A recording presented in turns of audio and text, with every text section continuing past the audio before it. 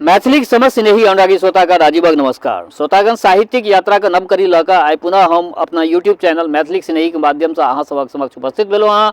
आजुक जे ई कथा यात्रा छै, एहि कथा यात्रा के सूत्रधार छथि अपना आधुनिक मैथिली साहित्य के प्रतिष्ठित कालजयी रचनाकार श्री अर्धनारीश्वर जी। श्री अर्धनारीश्वर जी के कए गोट रचना एहिसँ पहिले हम अहाँ सबक समक्ष रखलहुँ हँ। सब रचना के पश्चात अहाँ सब अपना प्रतिक्रिया से हमरा अवगत करेलहुँ। नीक लगैए श्रोतागण। एक जनतब देबऽ चाहै छी जे जँ केओ गोटा नव छी हमरा एहि चैनल पर तऽ चैनल के सब्सक्राइब कऽ लिअ। चैनल सब्सक्राइब रहत तऽ हमर प्रयास रहैए जे प्रतिदिन हम नित्य नव नव रचना रखै छी तऽ सहज ढंग से ई सब रचना भेट जायत। दोसर बात, दोसर जनतब ई देबऽ चाहै छी श्री अर्धनारीश्वर जी के एकटा अखन एहि बीच में जे नव किताब एलनि हँ, एहि किताब के नाम छियै खंड पखंड जिंदगी। देख रहल हेबै, उल्टा देखा पड़ैत हैत। हाँ, कैमरा के कारण ई भऽ रहल छै। खंड पखंड जिंदगी अर्धनारीश्वर जी के छियनि। ई रचना संग्रह के की कहि सकै छियै? ई रचना संग्रह के अगर देखल जाय तऽ ई लिखलखिन तऽ उपन्यास जकाँ, उपन्यास आत्मकथा सेहो कहि सकै छियै, शब्द चित्र सेहो कहि सकै छियै। परंच एकरा जे छै से ई खंड पखंड जिंदगी के जे छै से एकटा मतलब एहि तरह से ई छपेलखिन हँ, बहुत रोचक ढंग से छपेलखिन हँ। एकटा जेना व्यवस्था होइ छै ने कथा संग्रह में, ओहि तरह के ई जे छै से खंड वाइज जे छै से खंड खंड कए कऽ जे छै से एकरा छपेलखिन हँ। शीर्षक देलखिन हँ, बहुत रोचक शीर्षक सब देलखिन हँ। तऽ ई पुस्तक आइए हस्तगत भेल हमरा, तऽ विचार भेल जे आइ हिनकर एहिमे से एकटा रचना राखल जाय। तऽ आइ हिनकर एकटा सबसँ पहिल रचना अछि गरीब ब्राह्मण। तऽ ई रचना आइ अहाँ सबक समक्ष राखि रहल छी। आकांक्षा यऽ जे एहि सब रचना के कनिए पलखति में सुनबै। गंभीर श्रोता लोकनि के लेल जे छै से ई लिखै छथिन, बहुत गंभीर रचना रहै छनि हिनकर। तऽ लेल जाउ आजुक ई रचना गरीब ब्राह्मण। लोक कहैत अछि जतऽ न जा रवि ओतऽ जा कवि। किया कहैत अछि लोक एना? कि साहित्यकार कोनो दोसर ग्रह के प्राणी होइ जे एहि समाजक गतिविधि के निरपेक्ष भऽ देख सकैत? से तऽ अछि नहि। ओ समाजक आघात व्याघात, उठा पटक, लाभ हानि आदि से अपना के एकदम अलग राखि सकैत? हानि लाभक बात आयल तऽ हम अपनो कमजोरी आइ उघारिए दी। हम अपनो कमजोरी आइ उघारिए दी। कहै छै जे मनुख में 3 प्रकारक एसना होइत छै, पुत्रेसना, वित्तेसना आ लोकेसना। पुत्रेसना के उन्माद लोक में खास कऽ के शिक्षित वर्ग में कम भेल जा रहल अछि। एकरो पाछा एकटा कारण अछि, मुदा से फेर कहियो वित्तेसना लगातार बढ़ैत जा रहल अछि। आ से यदि कुबेरक कोष भेट जाय तैयो से मेटाइत नहि अछि। वित्तेसना के एतेक ज्यादा मतलब ई तृष्णा लोक में होइ छै जे कुबेर के खजाना भेट जाय तैयो ई तृष्णा कमे बुझायत। आब बात रहल लोकेसना के, ई बड़े प्रबल अछि। घाघ मनुखक बात के बुझब जेना कठिन होइ, तहिना लोकेसना के त्याग असंभव बुझू। आम आदमी के नजर में संन्यास त्याग ठीक, विरक्ति ठीक, सांसारिकता के ऊपर उठनाइ ठीक, मुदा कि संसारक त्याग, सांसारिकता के त्याग एहन आसान अछि? तुलसी जखन दैहिकता से विरक्त भेला तऽ पत्नी त्याग केलनि। तुलसी बाबा सबसे पहले पत्निये के त्याग केलनि, एकमात्र पारिवारिक बंधन के छोड़लनि। आ नव चोला में हुनका एहन एहन त्यागी भेटलनि जे लिखऽ पड़लनि, नारी मुई घर संपत्ति नासी आ माथ मुराई भयो सन्यासी। हमरा जनैत ई सन्यास नहीं थी, हमरा जनैत ई सन्यास नहीं थी। ई तऽ एहन दमित वासना थी जकर कपाट खुजला पर भयानक प्रवाह निकलै छै आ निकलबे टा करै छै। एतऽ ध्यान राखक चाही जे अधिकांश तथाकथित सन्यासी जीवनक कोनो मोड़ पर कोनो आघात से प्रेरित भऽ अपन चोला बदलैत छथि, भगवा पहिरैत छथि आ कोनो गुरु से दीक्षा लऽ सन्यासी कहबऽ लगैत छथि। हम जखन सोचऽ लगै छी तऽ सन्यास एहि संसार से पलायन बुझाइत अछि। हमरा लगै अछि जेना शुद्ध सन्यासी होइथिए नहि। कनेक सोचियौ तऽ जाहि जीवन के पराश्रयी होमय पड़य आ ओहि पराश्रयता के फलस्वरूप बड़का बड़का मठ स्थापित कऽ लेत आ फेर धनक प्रवाह में वएह भोग लिप्तता आबि जाए तऽ ओ कोन सन्यास भेल? से सबगोटा डिसीजन लियौ एहि पर में। एकरा सन्यास तऽ नहीं कहि सकै छियै। सन्यास पर भाषण देब दिगर बात थिक आ ओहि जीवन पद्धति के जीवन में उतारब दिगर बात। दुनू अलग अलग फराक फराक अछि। लोक गीता के आश्रय ल संन्यास योग पर बड़का बड़का व्याख्यान दऽ देता, कहता जे ई 16 कला से परिपूर्ण भगवान श्री कृष्णक कहब छनि। बिसरि जाइ छै जे ओ गीता व्यासक लिखल अछि ओहि व्यासक जे कुरु वंशक वृद्धि पर संकट अयला पर नियोगक कर्ता बनल छलाह ओ व्यास, ओ बिसरि गेल छलाह अपन ब्रह्मचर्य, अपन संन्यास। ओ मोहग्रस्त भऽ गेल छलाह। अपन कुमारि मायक अनुशासन पर हुनक आज्ञाक आश्रय में बलात्कार करबाक लेल। बलात्कार बड़े अनसोहात गप भेल न। मुदा अद्यावधि कानूनक पोथी में यदि किओ पत्नीक इच्छा नहीं रहितो वासनापूर्ति करैत अछि तो बलात्कार भेल। आब सोचियौ जे हम अहाँ सब किओ जीवन में की एहन नहीं करै छी, मुदा विवाह बंधन में बंधल पत्नी एहि मादे नालिश नहीं करैत छथि आ हम अहाँ बचल रहि जाइ छी। जखन रानी आँखि पर पट्टी बान्हि वा शरीर पर लेप लगा तथाकथित संभोग के लेल राजी भेली तो ओ वास्तव में संभोग नहीं भेल। हाँ, ओ पुत्रार्थ कामा उपजायते अर्थात पुत्रक कामना सँ कयल गेल मिथुन क्रिया भेल। संभोग केलनि ओ दासी जे विदुर सन मेधावी पुत्र के जन्म देलनि। दुनू रानी के पुत्र दिव्यांग भेल, एकटा आन्हर तो दोसर पांडुरोग सँ पीड़ित। अर्थात स्वस्थ संतानोत्पत्ति के लेल मात्र मिथुन क्रिया नहीं अपितु संभोगक आवश्यकता होइत अछि। जे यदि हम जवान रहला समता ई सिद्धांत निरूपित कऽ सकल रहितौं तऽ विज्ञानक कसौटी पर अपन एहि विचार के अवश्य कसने रहितौं। खैर, हमर बात संन्यास के लऽ के छल, तें ताही पर विचार करी। आधुनिक दार्शनिक आचार्य रजनीश उर्फ ओशो के कहब छनि जे जीवन के अज्ञानक बिंदु सँ देखब संसार अछि आ आत्मज्ञानक बिंदु सँ देखब संन्यास थिक। ई ओशो के कथन भेल। बड़ा इहो एकटा बहुत विवादास्पद हिनकर चरित्र रहलनि हँ। हमरा जनैत बहुत पैघ पेंच फंसौने छथि रजनीश सन्यासक एहि व्याख्या में। आत्मज्ञानक अनुभूति जे ओ स्वयं प्राप्त हेबाक दाबी केलनि से आत्मज्ञान लगै छै कि?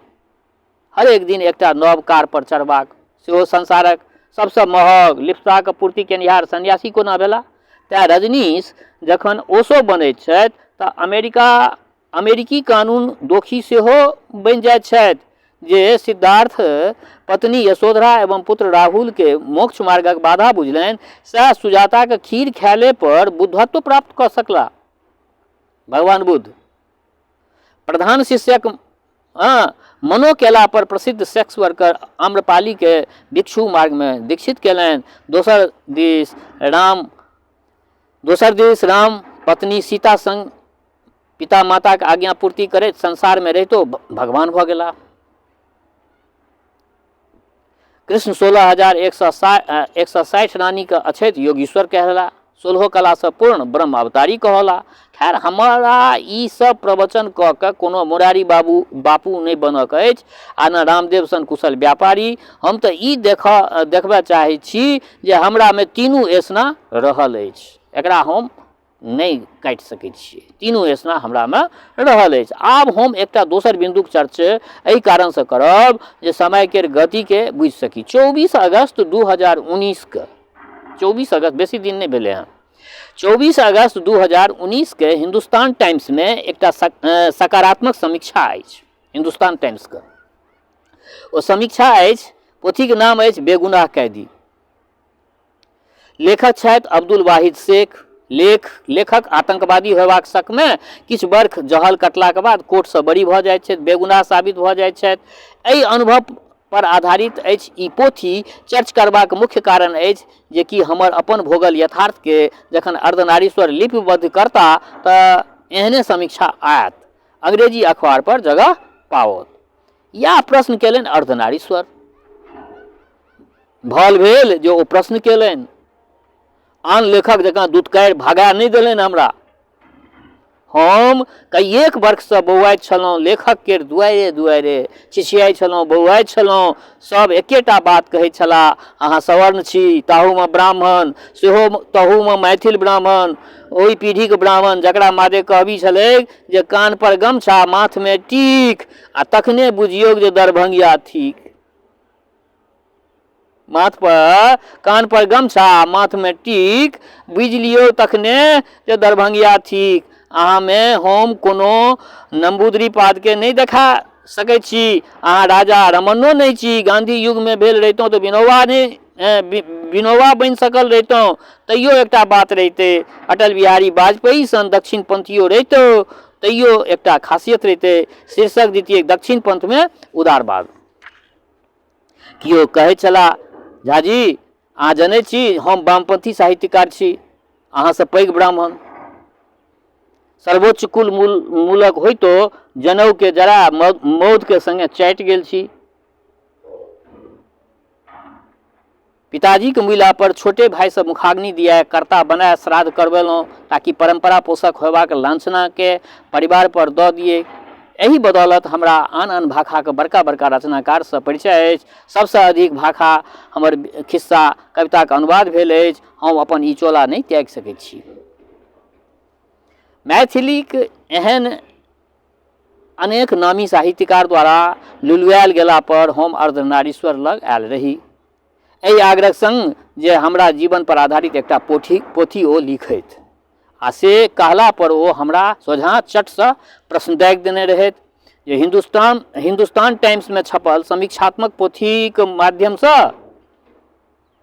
एतऽ हमरा अपन तर्क रखबाक अवसर भेटल। हम कहलहुँ जे वाहिद शेख के हिंदू संप्रदाय का भूमिहार ब्राह्मण बूझू। अधिकतर खुशहाल हमर पुरखा यदि मुसलमान बनल रहितथि तऽ शायद सैयद अपना समकक्ष राखि लितनि। तैं शेख सैयद पठान आदि के मुसलमानक फरवर्ड कास्ट बूझू। दोसर प्रश्न ठाढ़ होइछ कि न्यायालय द्वारा निर्दोष भेला से ओ दोषी नहिए रहल होयत। तकर पूर्ण विश्वास यदि कयल जाय तऽ अनेक राजनेता, व्यापारी, अधिकारी आय से अधिक संपत्ति बनौने छथि, धरि हुनका विरोध में कतौ नालिश नहीं दर्ज अछि। सवर्ण के नायक बनेबाक पाछाँ यदि अहाँके ई तर्क हुए जे ओ जाति दलित उत्पीड़क अछि तऽ ई बात अनुचित भेल, एकरा अनुचित कहि सकैत छियै। हम वा हमर पिता वा हमर पितामह धरि कोनो दलितक उत्पीड़न केने होइत तकर कोनो जानकारी हमरा नहीं अछि। हमरा पर कोनो अभियोग यदि लागल अछि तऽ से एकदम ओकरा झूठ कहि सकैत छियै। हम एकटा गरीब ब्राह्मण परिवारक एहन सदस्य छी जे जीवनक एहि सान्ध्य बेला धरिक यात्रा कऽ गेला उत्तर अपना के उच्च मध्य वर्ग नहीं बना पौलहुँ। अहाँ हमर कथा लिखू, जहिना हम कहै छी तहिना लिखू। अहाँ अपना टका से नहीं छपायब तऽ हम खर्च देब। धैर एहि गरीब ब्राह्मणक आप बीती देखाओ समाज के, तखन अहाँके दर्पण यानी साहित्य समाजक सब अंग के देखा पावत। अंततः अर्धनारीश्वर हमर आग्रह मानि लेलनि आ हमरा ई आशा भऽ गेल जे हमर अभिलाषा पूर्ण भऽ जायत। कदाचित हमर लोकेशना सेहो पूर्ण भऽ जाय। हम कहै लगलहुँ आ ओ लिखै लगला, आगूक सब बात हमर थिक। तऽ बेस श्रोतागण, आइ ई हिनकर पहिल रचना खंड प्रखंड जिंदगी में से आइ अहाँ सभक समक्ष रखलहुँ हँ। तऽ एकटा बात कहऽ चाहै छी, हम डिस्क्रिप्शन में जे छै से हिनकर नंबर दऽ देब अर्धनारीश्वर जी के, जे ओहि पर में पेटीएम कए के जे छै से अहाँ पोथी जे छै से अपना घर मंगा सकै छी अहाँ सब। ओ हम डिस्क्रिप्शन में जे छै से ऐड कऽ देबनि हिनकर नंबर, जे नंबर पर में जे छै से अहाँ हुनका से संपर्क कए कऽ अपन पता लिखा देबै आ पोथी अपन ओकर शुल्क पठा देबै, ओ अहाँके पोथी भेजवा देता। ई व्यवस्था छै। एक्चुअली भेल छै कि अपना मैथिली साहित्य के अगर देखै छियै कोनो पुस्तक मेला में तऽ पोथिए नहीं छै। आब जेनाकि एखन हरिमोहन बाबू के चरचरी हम बहुत पुस्तक मेला में देखलहुँ, लेकिन कतौ नहीं। आनंद जी छथि, हुनका कए दिन कहै छियनि, कहै छै जे सर एखन छपिते नहीं छै। तऽ ई सब समस्या छै अपना मैथिली भाषा के लेल। तैं लए कऽ पुस्तक सब गोटा खरीदियौ। ई मातृभाषा के किताब छियै, एहि किताब के खरीदबै तऽ ई एकटा अहाँके लेल जे छै से घर के लेल एकटा धरोहर भऽ जायत। तऽ जाइत सिर्फ एके गो बात कहै छी हमर श्रोता, चाहे गाँव में रहै छी वा प्रदेश में, देश में रहै छी वा विदेश में, जतऽ कतौ रहै छी, स्वस्थ रहू, निरोग रहू, अपना आचरण के पवित्र बनेने राखू। माता जनक नंदिनी जगदम्बा माँ वैदेही कृपा सदिखन अहाँ सब पर बरसैत रहै। शुभकामनाक संग जय मिथिला, जय मैथिली।